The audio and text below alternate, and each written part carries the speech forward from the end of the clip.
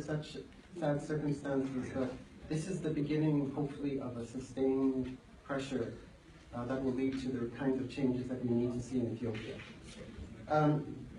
Amnesty International has been doing its human rights analysis and monitoring of Ethiopia since 1961.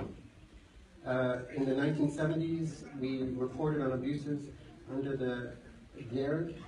In the 1980s, we worked on the issues of the human rights abuses linked with the conflict with Eritrea. In the 1990s, we continued to lobby and try to meet with the Ethiopian government.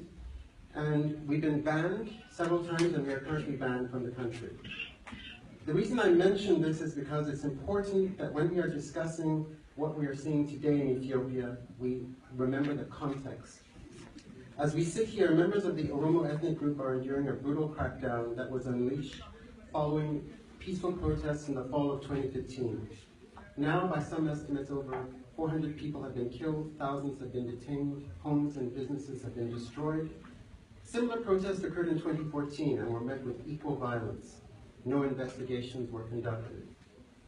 Before the Oromo protests, of course, there were crackdowns in Konso and also in the Amhara region. And before that, there were also crackdowns against the Muslim community in 2012. These are just some of the lists of crackdowns that we are aware of, because since the country is not open, there may be much more that is going on. But even with this information, we can see that there's a pattern of violent suppression. The context of repression must include the government's efforts to eradicate freedom of expression, including the targeting of journalists, opposition party leaders, and using the charges of terrorism largely for committing such acts as calling for reform, criticizing the government, or being involved in peace